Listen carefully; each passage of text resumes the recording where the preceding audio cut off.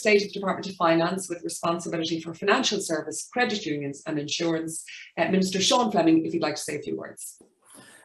Thank you indeed, Helen, for the introduction, and I especially want to thank Finbar O'Shea for his great run through what's a great scheme being launched here today. So it is my great pleasure to join you for the launch of the Greenify Home Improvement Loan.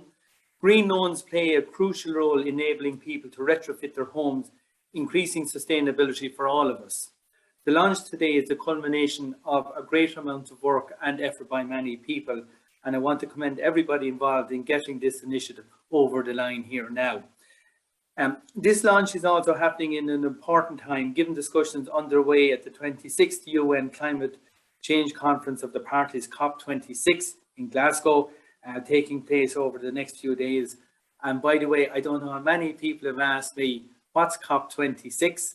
Nobody seems to know what it means. Every media outlet talks about it, so it's important we specify it's the Conference of Parties, and it's the 26th such climate conference, and it's been held in Glasgow, because we hear this word COP26 and most ordinary people don't seem to know what that phrase means. So that's why I'm just diverting for a minute to explain that. All of you know, but it's a point we just have to make when we're talking to people, because they don't understand sometimes acronyms that we use when we're talking to ourselves. So domestically, the government's climate action plan sets a target of upgrading 500,000 homes to a building energy rating of B2 by 2030 and installing 400,000 heat pumps to replace older, less efficient heating systems. These targets were confirmed in the programme for government and represent a very significant increase in both the volume and depth of retrofit activity in Ireland. Budget 2022 commits 202 million in carbon tax revenue to fund SEAI residential and community retrofit schemes, and a further 10 million for the solar panel scheme. This investment will support over 22,000 home energy upgrades, including over 6,000 homes to a BER rating of B2. It will deliver warmer, healthier and more comfortable homes with lower energy bills. It will also reduce our emissions from the residential sector and improve air quality. The Minister for Housing and Local Government and Heritage will invest a further 85 million as part of the local authority retrofit programme, and this will deliver approximately 2,400 B2 retrofits in local authority homes next year. It's important that that's happening directly, because many people in the local authority wouldn't have the finance to part finance it, or maybe even take on a loan that we're talking about here. So it's good that the department is funding those directly. The National Development Plan provides an unprecedented level of investment for retrofit activity over the coming years, with planned allocations to 2024 of 1.342 billion. I always get worried when I have to refer to billion, because people don't relate to that word, and they can relate to a number of houses that it will actually retrofit, and that's why I gave those figures earlier. This will be significant in supporting our retrofit targets. Exchequer investment alone will not be sufficient to fund the scale of retrofit and heat pump installation that is required. Additional private capital and new funding models will be needed to bridge this financial gap. To that end, I know the government is working with the Strategic Banking Corporation of Ireland and the European Investment Bank to develop a retrofit guarantee scheme and the associated low-cost residential retrofit loan. The project forms part of the National Recovery and Resilience Plan, and this part Exchequer and part EU funded scheme will enable credit institutions to offer loans at reduced interest rates, making energy upgrades more affordable. So Greenify is the brand name of the Green Home Improvement Loan offering, which has been developed and piloted by a group of 8 credit unions under the development of Collaborative Finance, CLG, I should say. As part of my detailed engagement with the sector, I've met with Collaborative Finance to discuss your farm loan product called Cultivate, and I've separately met with many credit unions who offer the Cultivate loan.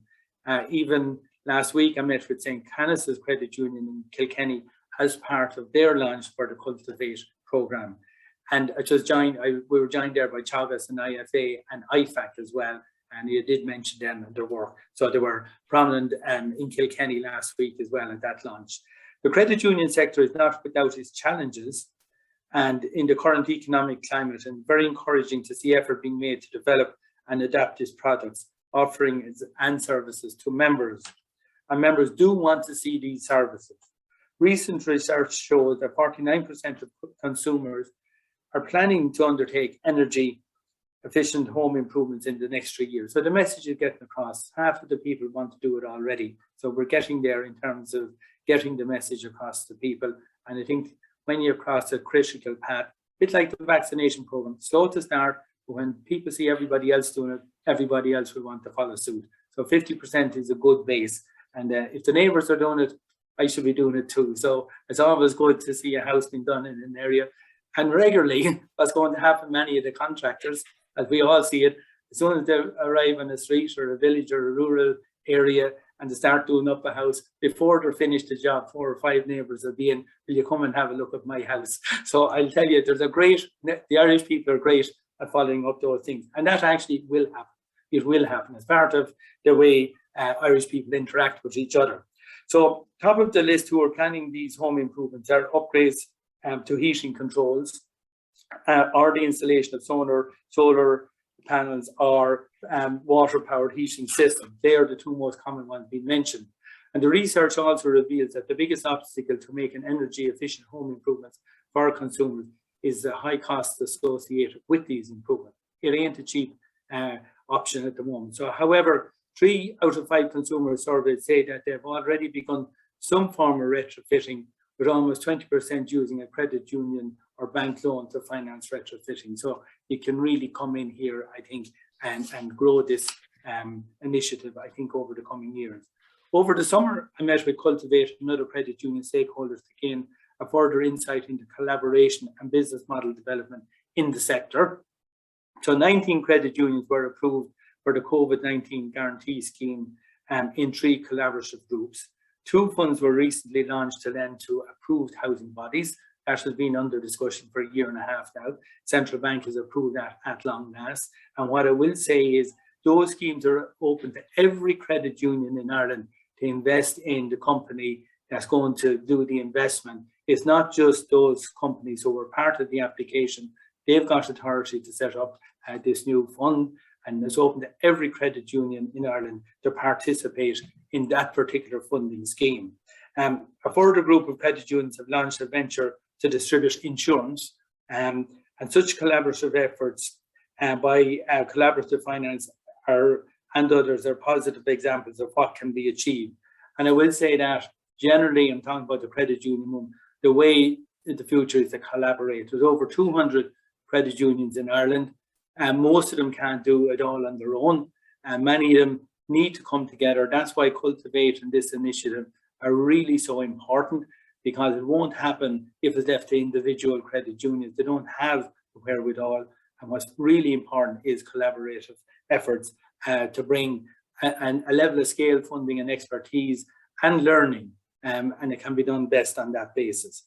So work on the programme of government to commit to review the policy framework for credit unions is now at an advanced stage. Since the review began, the department has held extensive engagement with the credit union representative bodies to seek their feedback. In total, I've had about 25 meetings with stakeholders this year so far, and I'm not there yet. I have quite a few more to go. And I intend to consult further with the sector before finalising a list of proposals aimed at supporting the sector to grow. So that will be coming up shortly. That will happen this calendar year. I've spent several half days in my office with the officials putting those proposals together. We have them in draft form, and there will be consultation on that before we put them out. And I would, however, caution, this is a strong message I have for the credit union movement. It's not in relation to this particular product at all, and that legislative amendments can take time to implement changes. And as part of the review, these legislative changes will not solve the financial crisis facing many credit unions. Simply, credit unions have about 20 billion on deposits and loans of about 5 billion. They're more a savings union than a credit union as we speak. My mission, I've only one wish for the credit union, is to assist credit union to lend more money, grow your lending book. That's how you make interest. That's how you can develop your services. And without having loans out there, you won't be able to grow into the future. So that's my principal task, to grow the loan book. You have the savings, but now we want to grow the loan book. And what we're doing here today and launching today is about growing loans for a fantastic purpose as well. So I'm conscious of the time, and let me just say in my closing remarks, I want to thank everybody involved and all the members of the credit unions. We share the hope and belief that what has been launched today will have a positive and meaningful impact on many households throughout the country. It's my hope that the credit union-backed collaboration such as this will provide new lending opportunities for credit unions, and Greenify is a positive example, as is Cultivate, but more must be done to deepen collaborative efforts, which I have been saying, and I know you're working on that. And this is an excellent example of this.